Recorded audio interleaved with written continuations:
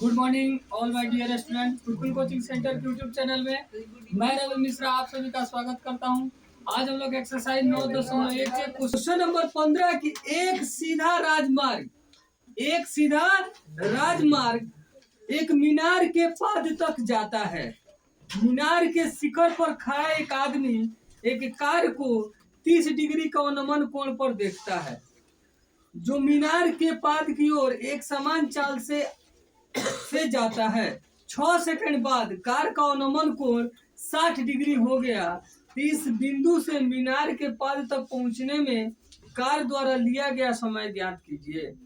ठीक है, देखिए बाबू, एक मीनार है। क्वेश्चन नंबर क्या बाबू? 15। एक मीनार है, ऊंची इमारत है बाबू, जिसको मीनार बोला जाता है। यहाँ पे कोई आदमी सपोज मानो की क्या है, खड़ा है। हाँ, माना कि मैंने आदमी वहां पे खड़ा है और वहां से वो क्या कर रहा है, कार को देख रहा है। कार को देख रहा है। यहाँ पे बाबू एक समानांतर रेखा खींच ली, वो अवनमन कोण पर देख रहा है। कितना डिग्री का अवनमन कोण पर? तो 30 डिग्री के अवनमन कोण पर कार को देखता है। यानी ऊपर आदमी खड़ा है और वहां से क्या कर रहा है, नीचे कार को देख रहा है। यहाँ पे कोई कार है, इस कार को देख रहा है। कितना डिग्री का अवनमन कोण पर बाबू? 30 डिग्री का अवनमन कोण पर। यहाँ भी कितना डिग्री कोण बन जाएगा? 30 डिग्री। अब आदमी क्या करता है, बोला गया कि 30 डिग्री। आदमी शिखर पर खड़ा एक आदमी एक कार को 30 डिग्री का अवनमन कोण पर देखता है, जो कि मीनार की पाद की ओर एक समान चाल से आ रहा है। मतलब एक समान चाल से बाबू वो कार चलते चलते सपोज दैट मानो 6 सेकंड में। कितना सेकंड में? 6 सेकंड में। 6 सेकंड बाद कार का अवनमन कोण 60 हो गया। वो कार चलते चलते और नजदीक आ गया। तब आदमी को अब नीचे देख रहा है तो ज्यादा झुकना पड़ेगा जी। और जब ज्यादा झुकेगा तो क्या हो जाएगा, अवनमन कोण क्या हो जाएगा, ज्यादा बनेगा। यानी कितना डिग्री का बन गया अवनमन कोण? अब कार यहाँ पे आ गया, तब इसका अवनमन कोण 30 डिग्री से बढ़ के कितना डिग्री हो गया? 60 डिग्री। तो यहाँ भी कोण कितना डिग्री का बन जाएगा? 60 डिग्री का। और यहाँ से यहाँ तक कार जाने में कितना समय लिया है? 6 सेकंड लिया है। 60 डिग्री हो गया। इस बिंदु से मीनार के पाद तक पहुंचने में कार द्वारा लिया गया समय। अब बताना है कि अगर कार जैसे 6 सेकंड में यहाँ से चलकर यहाँ आया है तो कितना समय लेगा कार यहाँ से यहाँ तक आने में। मान इस बिंदु से मीनार के पाद तक आने में कार द्वारा लिया गया समय आपको ज्ञात करना है कि कितना समय कार चलेगा। तो बाबू कार कितना समय लेगा यह हमको ज्ञात करना है।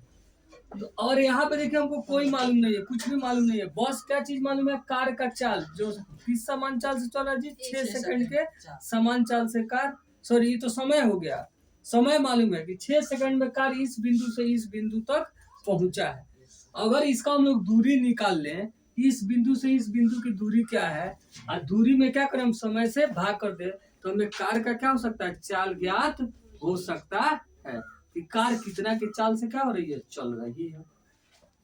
फिर जब चाल ज्ञात हो जाएगा, फिर हम ये दूरी ज्ञात कर लें, और ये दूरी ज्ञात करके हम चाल से भाग कर दे, तो हमें क्या हो जाएगा, फिर समय ज्ञात हो जाएगा कि कार को इस बिंदु से इस बिंदु तक जाने में कितना समय लगेगा। सपोज दैट यहाँ पे सबसे पहले बिंदु सब बाबू लिख देते हैं कि यहाँ ए बी मीनार हो गया। ठीक है बाबू, यहाँ से कोई कार सी बिंदु पर, फिर यहाँ पे क्या है, डी बिंदु पर। ठीक है, अब यहाँ पे लिखेंगे माना कि मीनार की ऊंचाई ए बी बराबर भार। ठीक है, एवं कार का अवनमन कोण क्रमशः 30 डिग्री एवं 60 डिग्री है। ठीक है,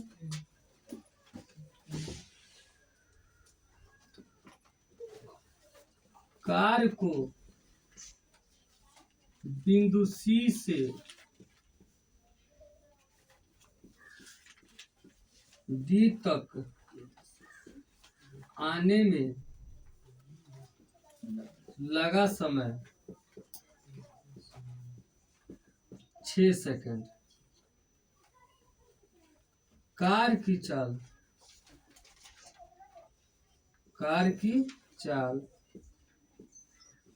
बराबर हम मान लिए बाबू कितना, x मीटर प्रति सेकंड। क्या मान लिए कार का चाल, माना कि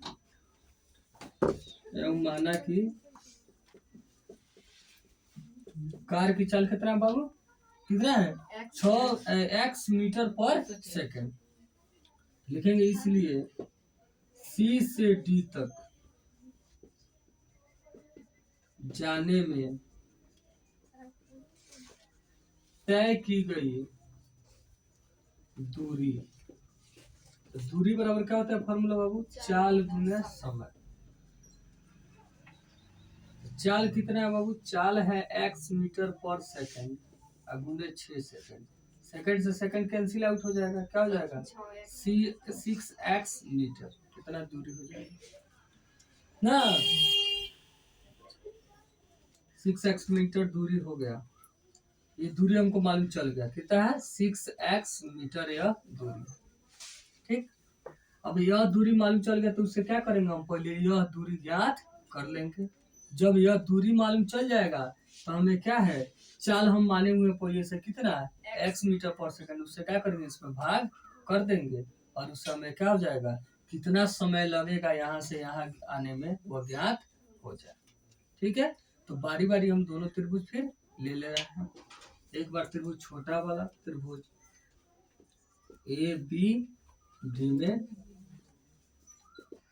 जिसमें ABD में ना AB आपको मालूम है और ना ही आपको AD मालूम है, लेकिन थीटा मालूम है। थीटा कितना डिग्री है, 60 डिग्री।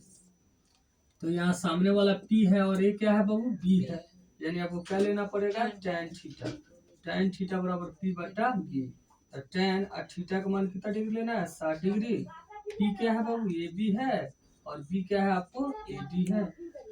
tan 60 का मान √3 होता है, √3 बराबर दिया है AB बटा AD। इसके नीचे कुछ नहीं तो क्या हो जाएगा, 1 3 गुना हो जाएगा, AB से 1 गुना होगा AB और √3 से 18 गुना होगा तो क्या होगा, √3 8। कोई दिक्कत, यहाँ AB का मान निकल गया कि AB का मान कितना है, तो √3 8 और फिर 12 वाला त्रिभुज लेंगे। क्या करेंगे बाबू, 12 वाला त्रिभुज ABC में, ABC में बाबू AB का मान हम निकाल चुके हैं कि AB का मान कितना है, √3 AD है ना जी। अच्छा, यहाँ पूरा बेस हो जाएगा, आधार हो जाएगा AC भी दो भागों में बांटा हुआ है कि AD है एक प्लस CD है, चाहे DC करिए चाहे CD करिए। ठीक है, यहाँ C से D तक तय की गई दूरी, इसको हम क्या लिख सकते हैं बाबू, CD लिख सकते हैं ना। C से D तक तय की गई दूरी यानी CD बराबर कितना आ गया, 6x मीटर। कितना है, 6x मीटर, तो 6x मीटर। कोई दिक्कत, और यहाँ पे थीटा कितना डिग्री है बाबू, अब कितना डिग्री है, थीटा 30 डिग्री। फिर यहाँ बाबू ये P और ये B, तो फिर क्या लेंगे, लिखेंगे इसलिए tan थीटा बराबर P बटा B। तो tan और थीटा का मान कितना लेना है, 30 डिग्री। सामने वाला P यानी AB है और नीचे वाला B यानी पूरा AC है। tan 60 डिग्री का मान 30 डिग्री का होता है 1/√3 होता है। AB का मान हम लोग लिखे हैं बाबू कितना है, √3 AD है। और यहाँ पे क्या है बाबू, AC को क्या लिखा है, AB प्लस 6x मीटर। अब यहाँ 3 गुना हो जाएगा बाबू, √3 से 3 गुना होगा तो क्या हो जाएगा, 3 AD। यहाँ 1 से गुना होगा तो AD अब प्लस 6x मीटर। तो क्या होगा बाबू, 3 AD अब प्लस AD इधर आया तो क्या होगा, -AD बराबर 6x मीटर। अब 3 AD में से 1 AD निकल गया तो क्या होगा, 2 AD बराबर 6x मीटर। AD बराबर क्या हो गया बाबू, 6x मीटर बटा 2 से कितना बार कट गया, 3x। तो AD बराबर कितना हो गया बाबू, 3x मीटर। AD का मान निकल गया, तो निकल गया कि ना जी, कितना आ गया, 3x मीटर। अब जब ये दूरी निकल गया तो समय निकालने के लिए क्या करेंगे, दूरी में चाल से भाग कर देंगे। नहीं लिखेंगे, इसलिए बिंदु डी से, ठीक है, कार्य के पाद बिंदु ए तक जाने में लगा समय लिखेंगे। इसलिए कार्य को बिंदु डी से मीनार के पाद बिंदु तक जाने में लगा समय दूरी बट्टा 4, दूरी बट्टा 4। दूरी कितना है बाबू? 3x metre. अब बट्टा 4 क्या है बाबू? तो x मीटर पर सेकंड। मीटर से मीटर कट गया, x से x कट जाएगा, सेकंड बट्टा में है तो कहाँ चल जाएगा? ऊपर। बराबर कितना हो गया? 3 सेकंड हो गया आंसर। यानी कार्य को बिंदु बी से मीनार के पाद बिंदु तक जाने में लगा समय कितना हो जाएगा? 3 सेकंड समय लगेगा। 6 सेकंड में यहाँ से आया और यहाँ से मात्र 3 सेकंड लगेगा उसको मीनार के पाद बिंदु तक जाने। ठीक है, कोई दिक्कत? Question number 16। क्वेश्चन नंबर 16 है कि मीनार के आधार से और एक सरल रेखा में 4 मीटर और 9 मीटर की दूरी पर स्थित दो बिंदुओं से मीनार के शिखर का उन्नयन कोण पूरा कोण है। सिद्ध कीजिए कि मीनार की ऊंचाई 6 मीटर है। इसमें सिद्ध कर देना है आपको। देखिए वो बोला गया है कि यहाँ मीनार हो गया, ठीक है।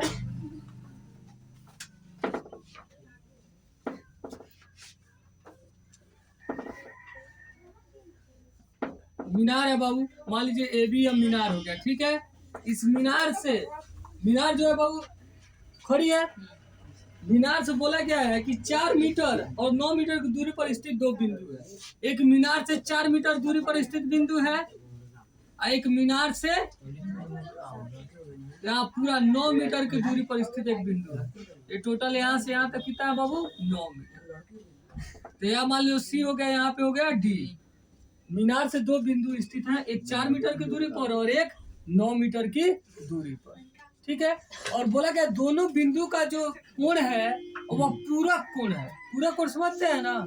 पूरक कोण क्या होता है? मान लीजिए आपसे पूछा जाए 30 डिग्री का पूरक कोण, 30 डिग्री का पूरक कोण तो कैसे निकालते हैं बाबू? तो 90 में से 30 को घटा देते हैं। कितना डिग्री होता है? 60 डिग्री।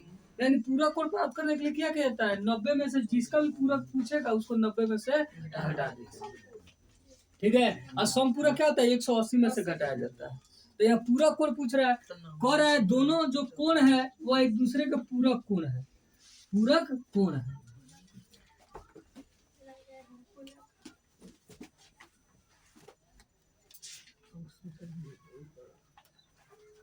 तो अगर यह बाबू हम x मानते हैं, यह कोण है x, तो दूसरा पूरक कोण कितना हो जाएगा जी? दूसरा पूरक कोण कितना हो जाएगा?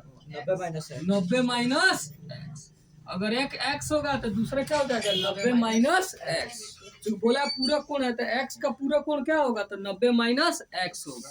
तो आपको सिद्ध करना है कि मीनार की जो ऊंचाई है, मीनार की ऊंचाई जो है ये 6 मीटर है। यह आपको सिद्ध करना है। मीनार की जब ऊंचाई हम लोग निकालेंगे तो कितना मीटर आएगा? 6 मीटर आएगा। लिखेंगे माना कि मीनार से दो बिंदु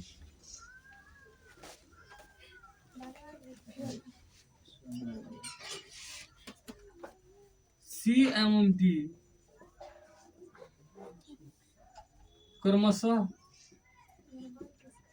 4 मीटर एवं 9 मीटर पर स्थित है, जिसका उन्नयन कोण क्रमशः उन्नयन कोण पूरक कोण है, उन्नयन कोण पूरक कोण है, पूरक कोण, ठीक है। लिख लेंगे। इसलिए बाबू यहाँ AC बराबर कितना हो जाएगा? 4 मीटर और पूरा AD बराबर कितना होगा बाबू? 9 मीटर एवं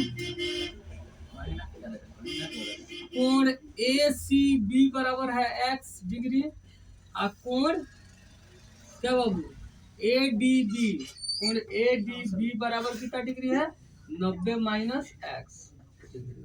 ठीक है, और सिद्ध करना है आपको, सिद्ध करना है, क्या लिख देंगे बाबू, सिद्ध करना है मीनार की ऊंचाई, मीनार की ऊंचाई ए बी बराबर है 6 मीटर, ये आपको सिद्ध करना है। ठीक है,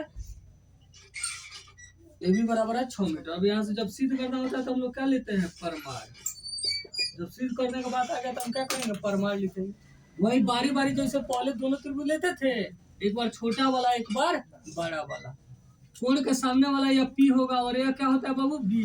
तो क्या लेंगे, tan थीटा लेंगे, तो लिख लेंगे क्या बाबू, त्रिभुज ए बी सी में ए बी बराबर व्हाट, और ए सी बराबर है 4 मीटर, और यहाँ पे थीटा की जगह पे कितना है बाबू, x डिग्री। नहीं तो क्या करेंगे बाबू, हम क्या लेंगे, tan थीटा लेंगे, इसलिए tan थीटा बराबर p बटा b। तो tan और थीटा की जगह पे क्या है, x डिग्री, थीटा की जगह पे क्या है, x डिग्री। यहाँ p का मान कितना है, p का मान क्या है बाबू, कोण के सामने ए बी, b का मान कितना है, 4 मीटर। कोण के सामने ए बी है और ए सी कितना है, 4 मीटर। इसको लिख लीजिए समीकरण 1। ठीक है,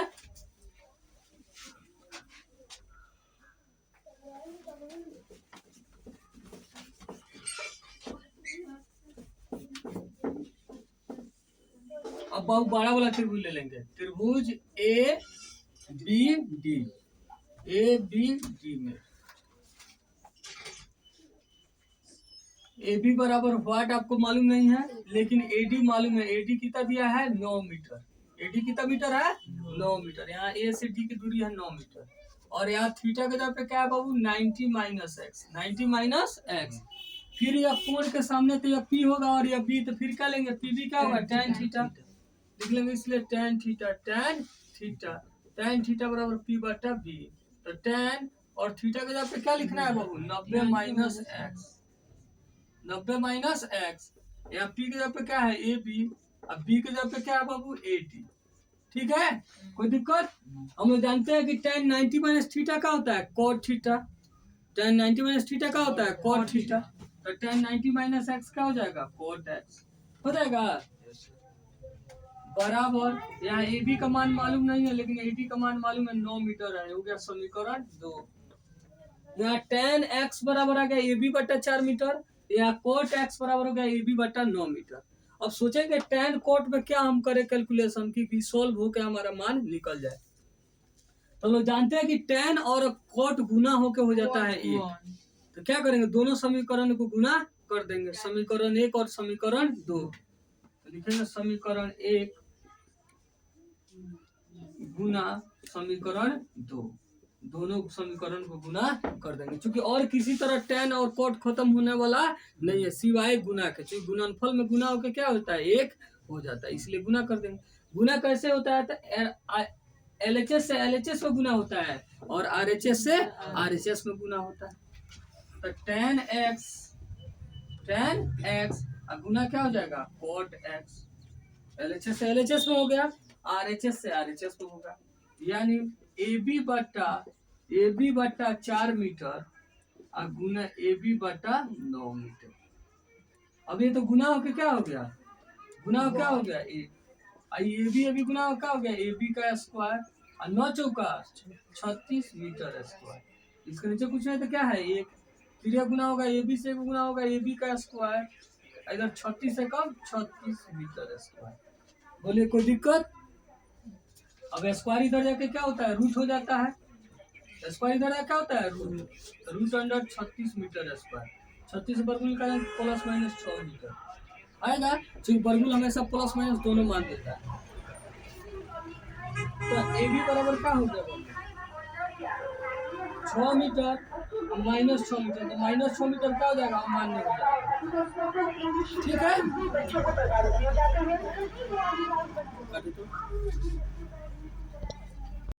तो ए बी बराबर क्या होगा, वो रूट अंडर 36 का वर्गमूल हो गया 6, और रूट हमेशा प्लस माइनस दोनों मान देता है। अब यहाँ ए बी का मान क्या होगा, तो एक बार 6 मीटर प्लस में, एक बार 6 मीटर माइनस में।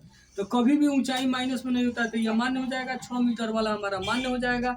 और यही हमको सिद्ध करना था ना कि मीनार की ऊंचाई 6 मीटर होता है। 6 मीटर आ गया ए बी का मान, तो लिख देंगे इसलिए मीनार की ऊंचाई बराबर